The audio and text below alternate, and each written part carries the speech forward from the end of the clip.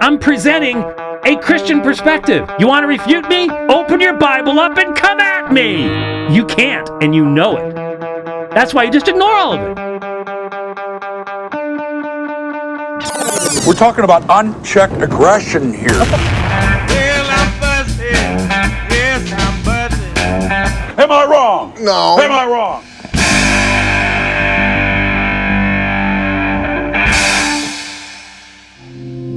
Trigger warnings, safe spaces, microaggressions, unconscious bias, and lived experience. The language of therapy is now used widely and indiscriminately. We live in a time where stoicism and rationality are seen as antiquated, harmful even. Instead, we are encouraged to normalise eccentricities and perversions while endlessly focusing on our needs, our emotions, self-care, and our inner child. And yet, more and more of us are looking out at our culture and society and feel like we are observing a psychiatric ward. The world's gone mad, many of us cry. We're hovering between two ages, caught up in this uncomfortable transition. Some kind of reset is upon us. The world is in flux, and we all know it. We can feel it. Every social structure and every person becomes a potential threat. Every news story becomes a potential threat. We see enemies everywhere. This is the crisis stage, when the new order begins to exert itself and actually take control of institutions and structures. In 1966, sociologists Richard Cloward and Francis Fox Piven produced an article that explained a certain method. Essentially, the method involves destabilizing nations by overwhelming government structures. One such strategy was to combat poverty by dramatically increasing the number of welfare recipients, overwhelming the system with applications to create a financial and administrative crisis that would create the circumstances for tearing down the existing system and implementing radical change to equity and wealth redistribution. This strategy is built on several key assumptions, and if it sounds familiar to you, there's a good reason for that. This is the dialectical process. It assumes systemic inequality. It assumes that the system is broken and discriminatory. It assumes that crisis is really a catalyst, an effective method for positive outcome. From the start, this method is cynical and morally repugnant. It's a Machiavellian strategy based on false promises, manipulation, and intentional chaos and destruction. Proverbs 6:16-19 says, "The Lord hates a heart that devises wicked plans." So the most obvious problem with this sort of sick strategy is that it always harms the very ones it claims to be helping. What about once the system is ultimately destroyed? What's going to replace it? Who actually benefits? History has shown us time and time and time again that these insane strategies do not result in new, reformed, gloriously balanced systems. Governments always react to such fiscal crises with more austerity measures, not less, and less social welfare, not more, and a lower standard of living, not higher. Socialists, aka communists, aka Marxists, they're all the same thing. They never deliver on their promises because they can't. Their ideas are based on false premises, pipe dreams, and outright lies. Worse, they always make poverty worse rather than alleviating it. Almost like that was the plan all along. Ladies and gentlemen, it is not difficult. It is now very obvious that the idea of growth and democracy are inextricably linked. The discussion today comes 1 year ahead of big elections in major democracies, including the United States, the UK, and of course the European Union. In these elections, every party from left to right will talk about economic growth. We are all here to change that. We are all here to show that the emperor or the empress has no clothes. The obsession with economic growth is clearly failing the majority of people. Let's be clear, democracies are under threat. Is that true? Is it true that capitalism is failing? Because they're causing it to do so. It's only happening because that's exactly what they're doing to it. Let's listen to the... Enough is enough. A growth economy and extractive economy is not servicing. So what is the counter to a growth economy? Degrowth. What is degrowth? People don't want economic growth. They want economic security. They want ecological stability. They want government investment in their future. And remember, the people who offer you security, prisoners, are some of the most secure people in the world. They have all their needs met every day, all day. The EU could achieve energy security, food security, and economic security. How do we achieve it? We need leadership from the EU to shift the economic system from one that is grounded in power and profit and patriarchy to one that is anchored in people, planet, and prosperity. Triple bottom line. There it is. People, planet, profit. There's the old, yeah, she says prosperity, they mean profit, for sure. All right. So you can see there's a term here, wokeist. Wokeist is a combo of woke and Marxist. I was thinking these wokeists, and I think it really works because obviously it's one and the same. What we're going to be thinking about is some terms: negative thinking, repression and trauma, repressive tolerance and liberating tolerance, and how with this woke mob mentality, they use a different dictionary. They have the same vocabulary, but they use a different dictionary. And we're all tossing around in this storm. We're in the waves and we're crashing around. And so we felt that this was a really good message, hopefully, for you guys that would help you to take yourself out of that storm and realize on another level just what's happening. So we want to start by saying this quote from Mickey Willis: "We know how to navigate military war, but when it's a psychological war, when it's invisible and it's happening in such a way that even really wise, intelligent people can't perceive, that's the stuff that gets to even the most protected nation." He went on to the Bernie Sanders campaign tour back in 2016, and he was a lefty. He was liberal. All in at that point. And he learned what was really going on. And he was a filmmaker, so he went on tour with them. Here, let's take a listen. And in that time is when the Great Awakening happened, political That's awakening. That's when he went out with Bernie Sanders. Because I started seeing these young people that were wearing Che Guevara shirts and Lenin shirts and Mao Zedong hats and stickers and communist sickle and hammers on their laptops and their water bottles. And I asked one kid, I said, are you trying to be edgy? What is that about on your laptop there?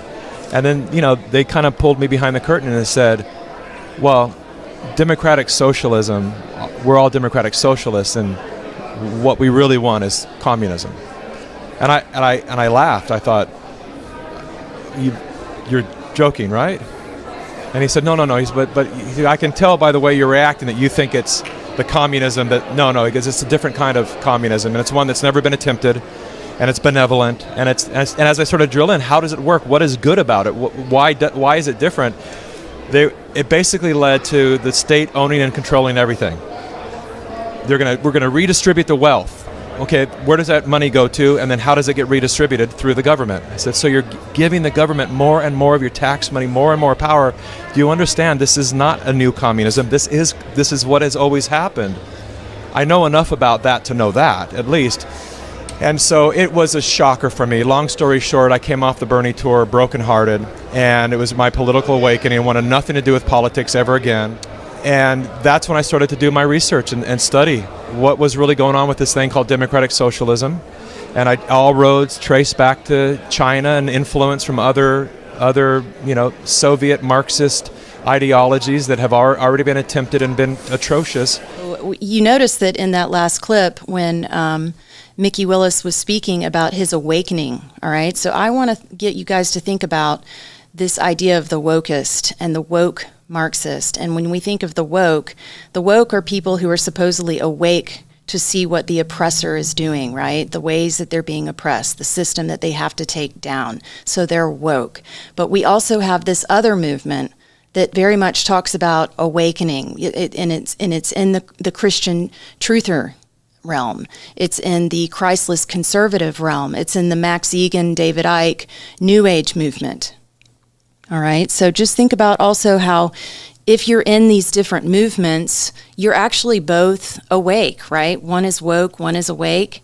And the other thing about it is in the cocoon of algorithms and AI, you're constantly in this echo chamber that reinforces this message, whether you're coming at it from the more liberal side or the more conservative side. Okay, so awake is woke, and you're in your bubble wrap. You're insulated. You're being told all of these different messages that reinforce your worldview. Waking up is not salvation. Okay, we know that. We've talked about that before in the past. Just to give a little more context on that, with the advent of the internet and social media and The blogging, tool of social media. yeah, the blogging and the online truth movement. It existed before that, but it was very fringe. But then it grew in strength and numbers. So the idea was, we're going to liberate ourselves with this knowledge. We're going to expose the darkness, and that's going to make us wiser, and we're going to overcome. And in fact, in learning about all these things came the libertarian movement. After that came the anarchist movement out of the truth movement. Tear down the government is evil. It can't be trusted at all, ever. Right. So we have to tear it down. Where did they get that idea? This thing has been implanted in us as a process of progressivism. Well, right? what we're going to say here is liberating tolerance. So we've told you about Marxism and how they've used psychology as a weapon of the ruling class. Herbert Marcuse popularized this. And so this is the idea of playing on people's traumas in order to strike chords, very real chords within people, things that really happen in true life, but then manipulate the system. The vocabulary is different between us and them, as it were. So Marcuse's reinterpretation of repression leads to a paradoxical view of tolerance. In his 1965 essay, Repressive Tolerance, Marcuse argues that tolerance in modern society serves to maintain the status quo, following traditional values to persist and remain unchallenged. To counter this, Marcuse advocates for liberating tolerance, which involves actively opposing ideas and values that perpetuate societal repression, particularly those that align with traditional and Christian values. Originating in the 1930s, the Frankfurt School were a group of radical far-left academics who sought to merge Freud's psychoanalytic theory with Marxism. This merger would become to be known as critical theory, and it would seek to dismantle and upturn prevailing power structures as defined from a purely communist perspective. And so, psychoanalysis and psychological concepts and terms more broadly became co-opted by a narrow and extreme political agenda. The most influential among the critical theorists was Herbert Marcuse. Building on Freud's emphasis on repression, Marcuse proposed that a tolerant liberal society should be thought as exhibiting a form of societal repression, a notion he termed repressive tolerance. A truly liberated and unrepressed society could only be realized through communism. And to achieve this would require an intolerance and even violence towards anyone who opposed communism. Alongside this, anxiety and alienation signalled being in contact with the reality of your own oppression, whereas happiness, belonging and positivity were a sign that you had developed false consciousness and internalised your own oppression. And what was the cure for your false consciousness? To awaken a critical consciousness, to become woke, to become just as resentful and cynical as the critical theorists themselves. So, real tolerance is being intolerant, negative thinking is positive, and happiness is oppression. If this all sounds insane, it's because it is. The idea is you become just as cynical and angry as the Marxist, as the critical theorists. So building on what you've just seen, here's this slide again that says awakening, in a sense, is woke. It is liberating tolerance. It is a wokeist Marxist concept. So it serves to deconstruct reality undermine social cohesion, attack reality itself so that they can own the new reality that they're bringing in. So, analysis of Herbert Marcuse's comment on dialectical thought and negative thinking would say that Herbert Marcuse's concept of negative thinking emphasizes the importance of critical dialectical analysis in understanding and transforming reality. So in layman's terms, it means that you need to implement the skill of critical thinking and dissecting, in other words, to bring about the change that you want, the systemic change that you want. And I know that this is going to be ringing bells for people. So negative thinking drives dialectical thought by continuously challenging existing realities, revealing their internal contradictions and inadequacies. This process is crucial for any meaningful critique and change, as it uncovers the dynamic and contradictory nature of reality, pointing towards possibilities for transformation, and they would say improvement. So again, we're thinking about woke versus awake, or woke and awake being wokist. It's a false light movement. It's charging you up to implement the skill set of negative thinking. So, you know, some of these concepts would be to free you from the patriarchy if you were going through the revolution, you know, the women's revolution, and free your mind, give you gnosis, the knowledge of good and evil. It appeals to that. We all have this intrinsic desire to know. And I'm putting at the bottom there, unburdened by what has been, because what we're going to show you throughout this presentation tonight is how Kamala Harris is very much a Marxist. And unburdened by what has been is all about shattering the oppressor class, right? So it's about toppling the old world systems to supposedly bring in the promise of the new. And so when we think about, just to go back on negative thinking, so in dialectical thought, negative thinking refers to the process of critique and contradiction. It involves questioning and challenging existing conditions and norms, revealing their contradictions and inadequacies. And originating from Hegelian philosophy, dialectical thought is a method of analysis that understands reality as dynamic and contradictory. It progresses through the resolution of contradictions, thesis, antithesis, and synthesis. The critical theorists began to notice a problem preventing their communist utopia. Living conditions had improved so dramatically for the working classes, they lacked a desire for full-scale revolution. In response to this, a shift began to happen. Oppression in economic terms began to be replaced by oppression in relation to identity, namely gender, sexuality, and race.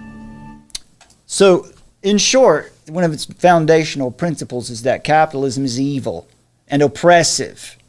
Well, what happened was, as you saw there, is capitalism, it turns out, people were too happy. So they moved it away from about economy, and now it's about identity. Identity politics. And that's what was, I thought it's just really important to understand that point, is because they had to shift the idea away from what they called vulgar Marxism to this new progressive form of Marxism that would be about gender and race fruition.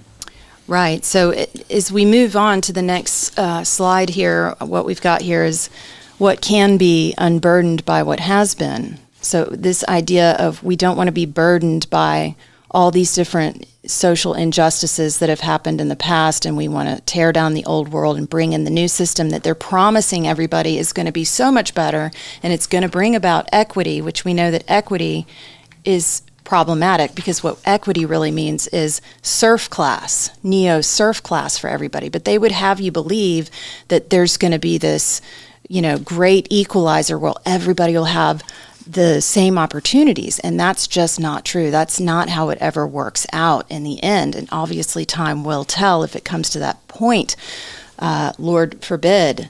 But it's very ironic, because they're saying that they want to get rid of that old system so that they can bring about this equity. But in fact, this is going to be the bit, like, so in other words, let's get rid of imperialism, let's get rid of the colonizers, right? But they're, in the meantime, with the CBDC and all of this, they're actually ushering in the most colonizer method ever known to the planet with the technology. Hopefully you're going to open up and see some of these terms and how it's working actively right now. In the 1950s, the French-Algerian psychiatrist and psychoanalyst Frantz Fanon joined the Algerian National Liberation Front. In his writings, Fanon praised the Nazis for resolving Germany's border issues by force, and he urged a similar violent revolution in Algeria to achieve the same cultural purification. Just to make it clear, this is one of the heroes of the kids you see marching in the streets and spray paint in Washington, D.C. Post-colonial studies. During this time, Fanon was making his own contributions to critical theory, specifically on the subject of race, paving the way for the decolonization movement. In keeping with the Marxist separation of people into either oppressors or oppressed, Fanon saw people not as individuals, but as colonizers or colonized. Fanon took the Nazi prejudices applied to Jews, that they were all rich, all powerful, and to blame for all the evil in the world, and he applied this to white Europeans. The denial that it's legit, that it's a good thing to treat people as individuals, and instead we see people as ciphers or proxies of a collective identity based on race, and that's really harmful. It's harmful because it's dehumanizing. For Fanon, revolutionary murder is a necessity. Political violence is presented as being therapeutic, and the mass killing of Europeans a kind of psychiatric treatment. And what exactly did so-called decolonization look like for Fanon? A complete destruction of political and economic systems brought about through violent genocide. In Fanon's words, decolonization is quite simply the replacing of a certain species of men by another species of men. It's racism. So when you hear this group pointing orange man bad, orange man racist, orange man Hitler, you just understand their heroes are racist, are genocidal. This is the truth. They are making calls to violence. And I hope that, they are. And even Kamala Harris is making calls for violence. Yeah. But they're veiled. But that's what she's supporting. That's what she's promoting right now, which is racism and genocide. Remember, the number one tactic from these people is to call you what they don't want to be called. The goal is to make the nation states, particularly right now the target is the Western countries, make nation states obsolete, destroy and cancel Christian Western culture and heritage in the name of equity and liberating tolerance with negative thinking. They're conflating the processes of knowledge accumulation with the processes of imperialism and colonialism in the past. That's the really fatal flaw. That's why if you accept that, then what you are accepting that knowledge and ideas and imagination have no reality of their own, which is why I would call it an anti-realist position regarding knowledge and culture, because they're conflating it with political and historical processes. And I think we need to observe that distinction to allow us the freedom to engage in critique. I also think they're wrong historically. The idea that science or mathematics or philosophy, questions about existence, questions about nationhood, have all been entirely white Europeans, is patently untrue. You only have to look at the nationalist leaders in Africa, the writings of Tagore in India, people in Latin America to see that. And so, to sort of say that they're white or Western is, to me, to give up far too much, far too easily to quite a kind of limited, quite racist argument, really. And to make a point about moral relativism and cultural fragmentation, Marcuse's reinterpretation fosters a culture of moral relativism, where traditional values are discarded in favor of individual expression and autonomy. So you guys, that should ring some bells right there. This undermines the objective moral order provided by Christian teachings, leading to cultural fragmentation and societal instability. The intolerance towards traditional values creates a divide between those who adhere to these values and those who view them as oppressive, exacerbating societal polarization. So the conclusion in this is that Herbert Marcuse's co-opting of Freud's concept of repression through a Marxist lens redefines tolerance as intolerance towards traditional values.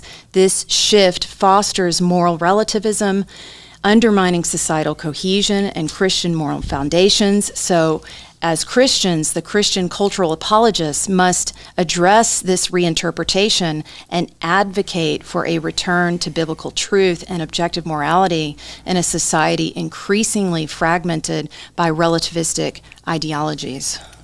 You know, one of the big problems with moral relativism that sadly these kids in the streets don't quite get yet is that if there is no foundational truth, if it's all relative, well, then that means that those who ascend to power will ascend to power through violence, through deception, manipulation, and or violence. And so when they finally come for them, they'll have no argument. Of Marxism and psychoanalysis marked a change of course with regards to the purpose and use of psychotherapy. The original focus of examining the individual's inner life was now making way for a psychology that was focused on telling people to change the world rather than change anything about themselves. But how exactly is reality being defined? It seems there is an increasingly narrow concept of reality, which is less about what is objectively true and is more concerned with diagnosing those who have dissenting views. There is a historical precedent for this. In the Soviet Union, those who disagreed with the regime were incarcerated in psychiatric facilities. There is a growing concern in the way psychology is being used to push a political agenda, wield power, and pathologize disagreement. It's a very, very strange moment in time that we have now where the idea of, that kind of pursuit of truthful knowledge is seen as dangerous because it can unsettle truths that people in power have used and have needed to maintain their position. But today it's seen as psychologically damaging. The very idea of questioning is seen as somehow damaging the person holding that belief.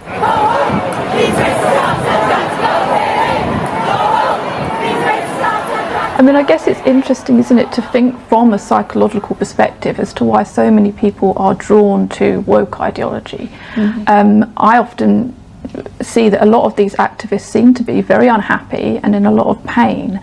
And it seems as though woke ideology gives them an outlet for their anger and their resentment. Woke ideology or critical social justice, it doesn't bring about healing. It keeps you in that state of anger or upset. It isn't a healing practice. It's a political practice. That's such a big point because that works both ways. Because we're trying to loosely warn ourselves and to warn all of you because we are part of that movement that it's known as a truth movement. We're in that, right? We're in it, like it or not. Yeah. So we want to be real careful that we don't find ourselves in that same situation because this is not about healing. Tearing down the structures and calling it all false, there's no healing to be found in that. Yeah, well, and certainly we know that there's a lot of plants, a lot of ops, right, psychological operations that are active because they are, I'm going to move to this next slide, active in this way. We just wanted to call awareness to this because with this liberating moment that they're trying to say that you're going to have if you get on board with this line of thinking, you can think about how Marxism is active in the false light movements also.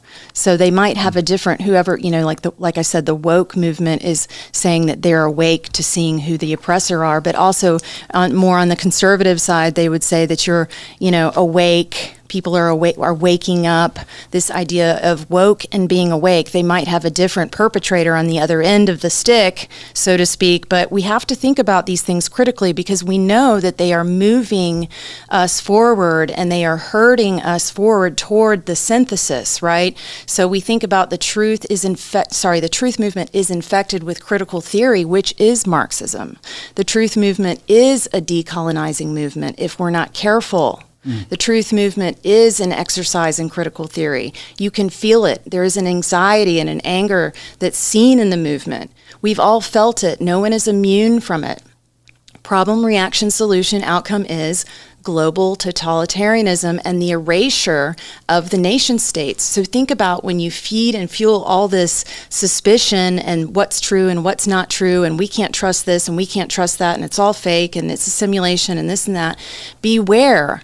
By participating in these narratives, you are helping to destroy Western heritage so that the Great Reset becomes our new shared reality. So I wanted everybody to have a very sober, we wanted to have everybody to have a sober understanding of what you're participating in and to choose your battles wisely. And are they Christ-centered? Are they for the gospel? Are they for true truth? Or are they going to be there to just tear down the old system? Because make no mistake, our way of life is under attack right now throughout the world. The first step to discerning reality is to examine our own hearts, to see that our foundation is firm, that we're not planted in sand, we're planted on the rock, which is obedience to Christ. So the other part of that, the other prong, I almost forgot, was to give you the tools to refute Marxism. But we can't go out and refute Marxism if over here in our private lives we're involved in really the same kind of thinking and tactics. We have to be not only Christ-centered, but Christ for all of our lives, in all areas of our lives. That's right. And so just to circle the wagons again in learning the vocabulary, right, of the enemy that we're up against right now. Woke is wake. Think about it also in terms of a false light. Think about what we've talked to you about negative thinking. One of their tactics is silence is violence. Okay, so to not say anything, to not be involved in the negative thinking critique as a skill set, to come against the oppressor, to come against colonialism, to come against anything that's perceived to be imperialism. They can do anything. In their mind, the ends justifies the means. It's very Machiavellian. And they are not going back. Kamala Harris has said, we are going to be unburdened by what has been. We are not going back. You've got Kamala's campaign that was wildly popular or supposedly wildly popular on TikTok, saying Kamala is brat, which is opposed to the Christian good girl, right? So that whole persona that they're propping up is that she's a bad girl. And, they're going to... And that's cool now, right? Yeah.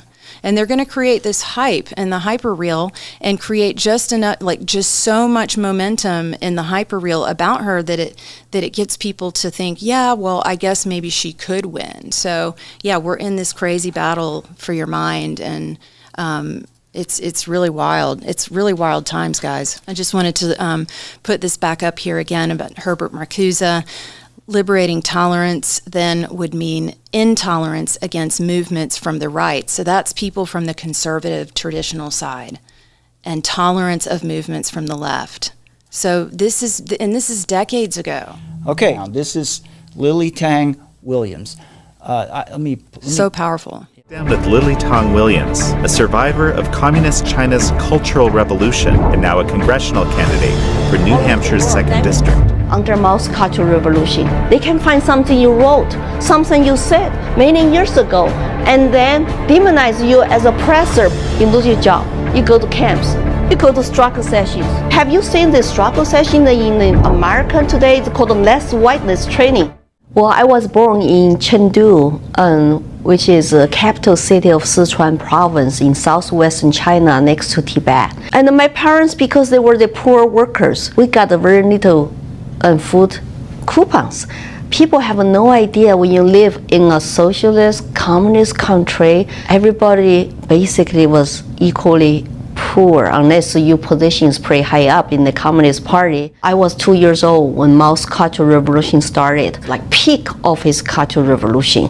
And my memory started struggle sessions in the public square where people, black, so-called black classes, Mao separate people use classic Marxist theory, oppressor versus oppressed. Under oppressor, there are 5 black classes. Under oppressed, there are 5 red classes. I was red. I did not have to go to struggle sessions, but other people were black classes. They have to go to struggle sessions, be public and shame, to denounce their families, their ancestors, and some of them, I remember, looked so pale because they got inside the military truck and going to get the public executed. So it was very scary. My childhood memory was just like it was a chaos, scary, that the best students in all government schools get nominated by teachers to be young pioneer. We have a political, moral, character education. It's all about political stuff. And then I made the best grades, so I was so confident to say, I would be the first one join Young Pioneer. Naturally, I'm a red child too. No, I did not. You know why? Because somebody reported to my teacher I was too confident. And my teacher called me into her office to say, we're not going to let you to join Young Pioneer because this is a collective society. You need to comply. You need to act and like everybody else. And I just go to school, make a good grades, and long live Chiang Mao. You got to do all that chanting, dancing in schools, and I proved to my teacher I was good. I joined Young Pioneer 1 year later. In middle school, I joined Regards, and high school, communist youth is called a youth member. And in law school, in order to teach in law school after graduate from college, I had to become party member in order to get a teaching job in law school. That you see some very disturbing trends that remind you of what you saw in China, what you experienced, and even the thought processes. Well, first of all, it took me 20 years in America to get rid of my indoctrinated mind. I did not come here to run for office. I did not come here to get involved with politics. I just wanted to come here for freedom, have a better life. Just everybody leave me alone, right? So 20 years I was busy. But when I woke up, 2008, I noticed something. It's like there's something going on in America I really don't like. How come governments got really bigger, more intrusive, and also they're using some terms, like a communist terms, and especially under, when also Obama become president, and his rhetoric is, we got to fundamentally transform America to what country? I came here for America, but they want to transform it. And I noticed socialist policies, and like today, everybody is talking about equity. How can you have equity which is equal outcome, which I heard in China before, without the government use force to redistribute wealth? Why is everybody from corporations to universities and our high schools and our federal agencies, even include our military, everybody is proudly uses this word, equity, or DEI, as a victim of Communism Memorial Foundation speaker for 5 years. I noticed our educational system have not really taught our kids history and the horror of communism, evil of socialism, and our kids don't know. Maybe that's why they want equity and they want the socialist policy. They want the free college and free health care and free child care and everything free because they're entitled to. It's a human right. And our teachers even don't know, nice teachers even don't know about what Mao did to Chinese people. How many people died under communism in China? They have no idea. They know a lot more about Nazis and, but not much about China. And last 2 years, I just got even more and more terrified. I see this rise of authoritarianism. We have a politician want to be our tyrant. They want to shut you down. They want to force your business close in the name of pandemic. And then mandate vaccine, mask, and if you don't comply, you can lose your job, career, your business is not essential, you get a fine if you want to cut people's hair, and our schools were shutting down, churches were shut down.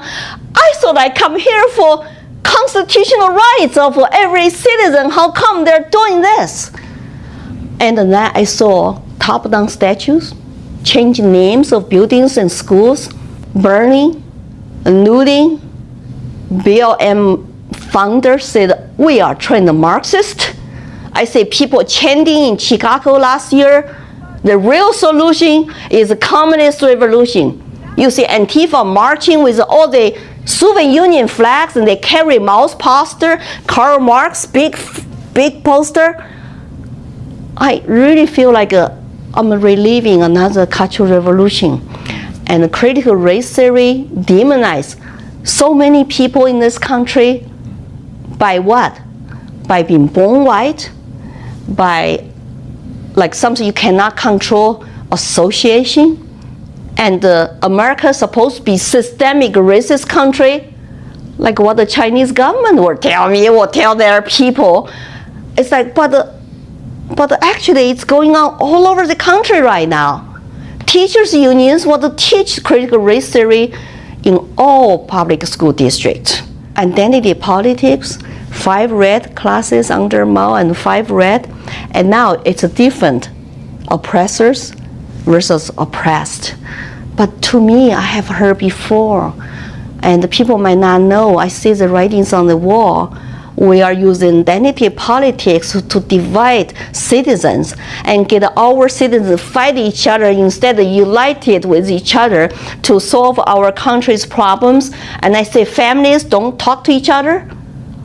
During the shutdowns, they even report their neighbors for having parties in their homes because they violate the restrictions. So I was having PTSD. I will literally wake up in the middle of night. What is going on? How come this is like the Cultural Revolution all over again? So, people will say, well, during the Cultural Revolution, tens of millions of people were killed, died of starvation, and so forth. That's not happening here. That's not the Cultural Revolution. Not yet. That's why we got to hold on to our Second Amendment. And also, we need to exercise our free speech right now. We need not to be silenced and afraid to lose our jobs, careers, business, because if you don't push back, who is there? Who is there to defend our liberty, our free speech, and to protect our children? What they did during COVID, to me, is mind-boggling. Do we still have a free world? The tyrants like people to destroy America. You see the free world. Why are Western democratic countries taking Communist Party's tactics and the shutdown methods from their playbooks? But in our country, they're canceling people because they're not politically correct on social media. And you can say something, do something 20 years ago, they want to cancel you today. That's exactly what happened under Mao's Cultural Revolution. Yeah, they can find something you wrote, something you said many years ago, and then demonize you as oppressor, black class. You lose your job. You go to camps. You go to struggle sessions. Have you seen the struggle session in America today? It's called less whiteness training. I have a friend in New Hampshire just got fired because he's a white male in a school, even private school. He refused to go to training, supposed to say, examine himself. I'm a white. Maybe I have a hidden bias. I'm a hidden racist. He said, no, I have nothing to apologize. I'm born this way. And everyone is born equal in our country, according to the Declaration of Independence. We should not judge people by the skin color and by the race.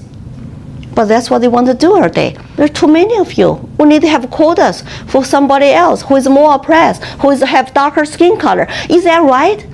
Cancel individual merits and meritocracy. It's also what Mao did during his Cultural Revolution. It's very typical communist tactic to divide people, get them to fight each other. So that's how you do cultural revolution. Should we destroy all the American old traditions, old values, old institutions, like a Supreme Court? They were making threats to Supreme Court justices. Separation of powers, rule of law is part of our American tradition. It's in our Constitution. So we should change that and replace with what? I don't think so. It's more dangerous. We have a constitutional republic. Our country is not democracy.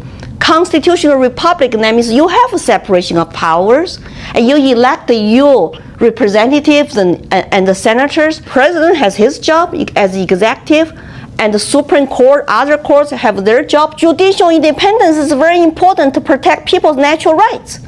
But now they don't respect that, and they will call out the people like us. We are threats to democracy. But who is the one who is attacking our fundamental democratic process? Right now, our American dream is under attack. Free speech is under attack. Our children are facing massive indoctrination in schools.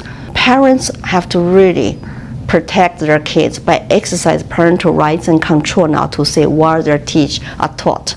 During Maoist Cultural Revolution, I was not allowed to dress like a girl, look like a girl. Oh no, you can get into deep trouble in schools. Right now, you see, they're pushing down transgender stuff into our school kids. They're doing that in our school to teach our school kids, 8, 9 years old, to change sex forever. 13-year-old kid can make life-changing, gender-changing permanent surgery from boy to girl, girl to boy, without parental consent, and the insurance company have to pay for it. What's going on in our? How about parents? Is that still common sense? And what if those kids suffer later? We got to have some common sense. I remember there were lots of people at the beginning of founding of PRC, and they bought into communism, and they were so excited. They supported the Mao, they supported the party. Mao sold to peasants. We will take the land from the landowners and we'll give to you.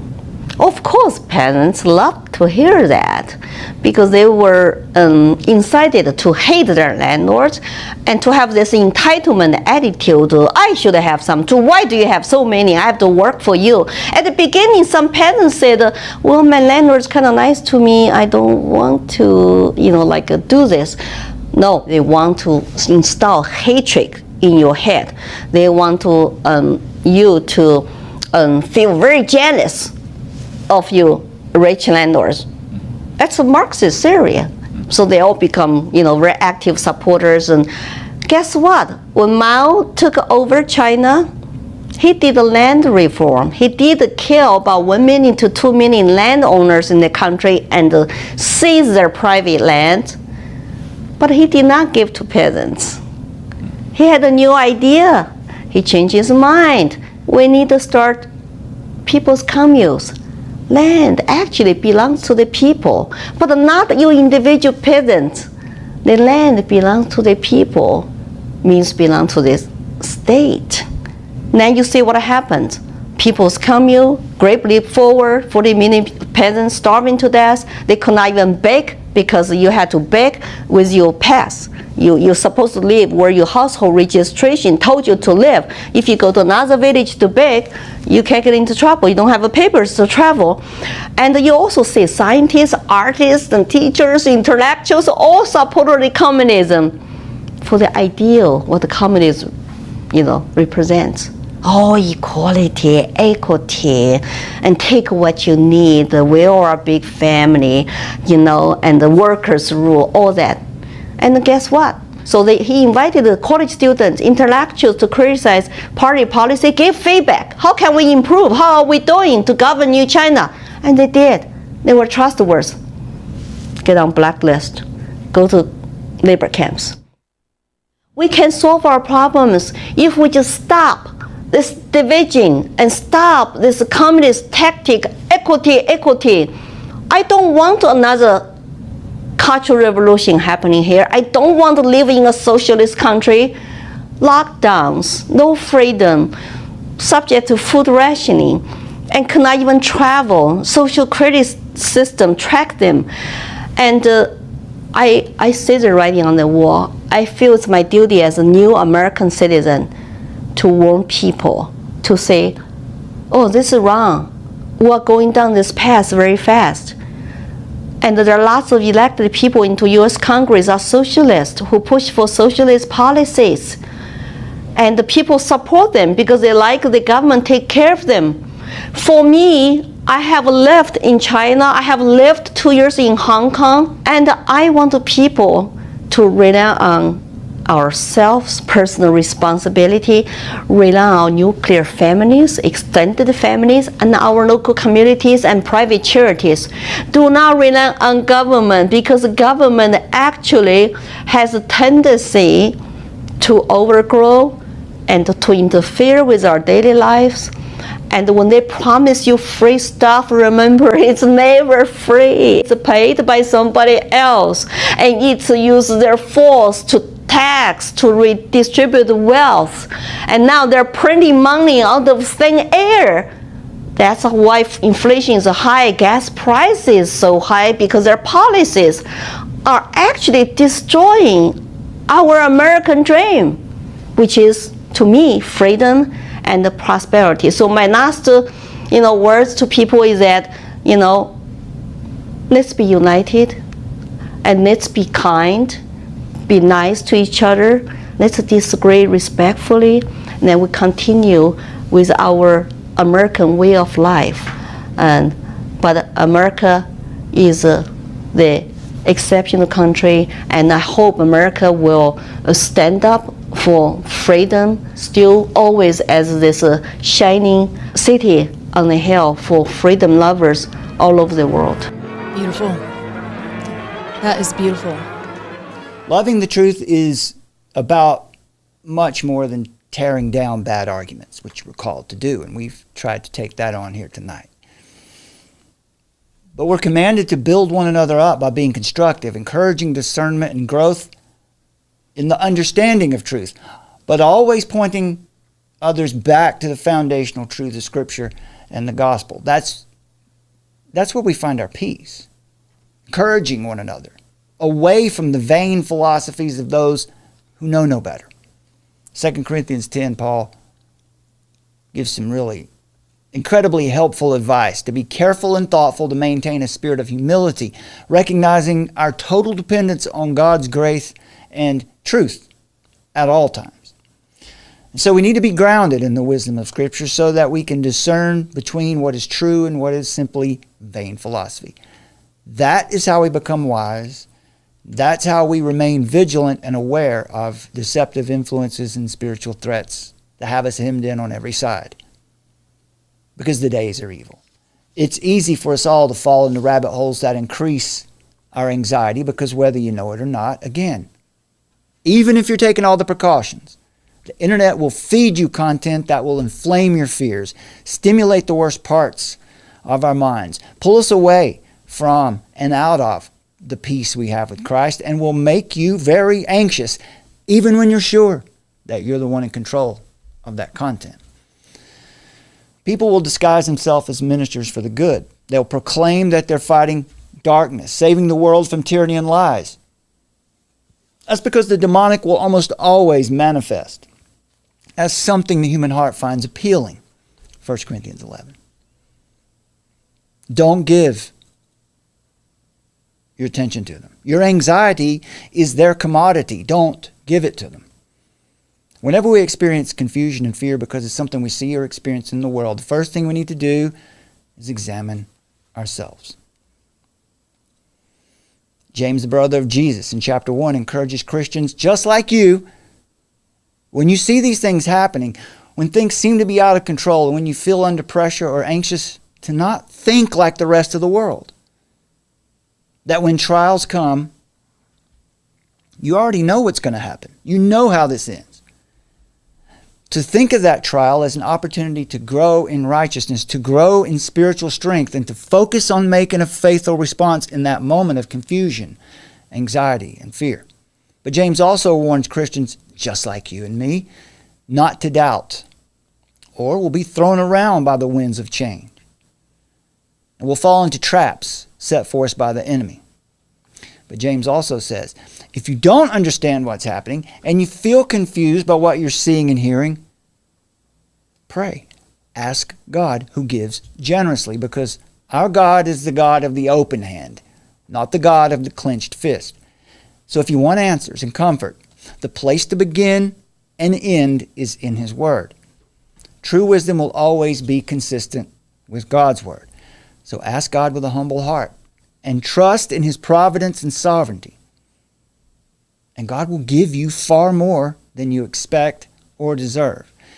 He'll give you peace. Let me tell you a true anecdote that might help you see a bit more clearly what's actually happening in the world right now. After the flood, God's command to Noah and his descendants was clear to be fruitful and multiply. But they were proud. The people of Babel chose to defy God and establish a centralized world order under a singular ruler. They built this massive city and tower complex as a monument to their greatness. And also that tower was to avoid God's wrath. It's Genesis 11. But something happened. Their desire to exalt themselves above God led to their downfall. Their great work was never completed because suddenly they couldn't work together anymore. They couldn't communicate. Their language had been confused, preventing them from completing this. It crippled their ability to cooperate in this sinful endeavor. And so the people were scattered across the earth as God had intended in the first place, divided into distant and diverse nations with different and diverse languages. And here we learn a fundamental truth about our world. This should bring you peace. I pray that it does bring you peace, because this is the truth. When mankind unites in defiance of God's will, their efforts will inevitably be corrupted by sin. As the psalmist declares, the Lord brings the counsel of the nations to nothing. He frustrates the plans of the peoples. Psalm 33:10. And so the efforts to build a global order against the will of God are doomed to fail. But here's the best part. In Acts chapter 2, we learn another timeless and infinitely encouraging truth about our world and our God. 50 days after Jesus walked out of the tomb, victorious over sin and death, Jerusalem was filled with people who had traveled from every nation under heaven, those same nations where God had dispersed the people. People had come from all of those nations and those different languages and gathered in Jerusalem to hear the good news. Acts 2:8. It says, "And how is it that we hear, each of us in our own native language?" Unlike the self-exalting ambition of the Babylonites, these individuals sought to hear and proclaim the message of the gospel, the message of the living Christ. And so God blesses and empowers those people who cooperate to magnify the name of Jesus Christ in the world. And so in God's grace and kindness, He didn't vaporize the people at Babel for their sin. He confused their languages and dispersed them because they were going to play an important role in history. And the curse at Babel was miraculously reversed that day in Jerusalem. God enabled the apostles to speak in various languages so that everyone present could understand the gospel in their own tongue. Not only did the miracle of Pentecost facilitate the spread of the gospel, but it also symbolized the unity, the true unity that comes from submitting to God's will rather than defying it or doubting it. The ambition of the great and proud Babylonites to reach heaven under their own authority and power only led to a curse of confusion. But the miracle of Pentecost and the mission to proclaim the kingdom of heaven was met with God's grace of understanding and true unity. The heart of man plans his way, but the Lord establishes his steps. At Pentecost, humble men sought to glorify Christ, and God smoothed the path for their mission. Not only that, all of the work the Romans had done to build their empire and their infrastructure and their roads, their language, the order of their society and culture, all worked to facilitate the rapid spread of Christianity across the known world. And we see this principle encountered throughout Scripture, where God resists the proud but gives grace to the humble. So the point is this: human cooperation can lead to different outcomes depending on the purpose. When people act out of pride and self-exaltation, manipulation, their plans will ultimately be frustrated. They might run on for a long time, but sooner or later, God will cut them down. But when cooperation is aimed at magnifying the name of Christ, God will provide everything necessary for the mission to succeed. And mine and Summer's prayer tonight is that message would secure you in your faith, would give you encouragement to maybe not feel so anxious and worried and fearful or suspicious and cynical about what we see in the world, but to remember this core truth: God is sovereign, He hasn't forgotten, and everything you see happening is a part of His decree. And redemptive history is being played out. And we're a part of it. All right, my friends, we'll see you next time. Thank you. Good night. The hammer comes down and beats you over the head for the rest of your life with a big national security stick. And so that people learn to duck their head and not speak up. Because bad idea now. This is the emergency broadcast system. This is not a test. Repeat, this is not a test. Citizens are advised to take the following steps. Find us, armoroftruth.net. Well, I'm busted. Yes, I'm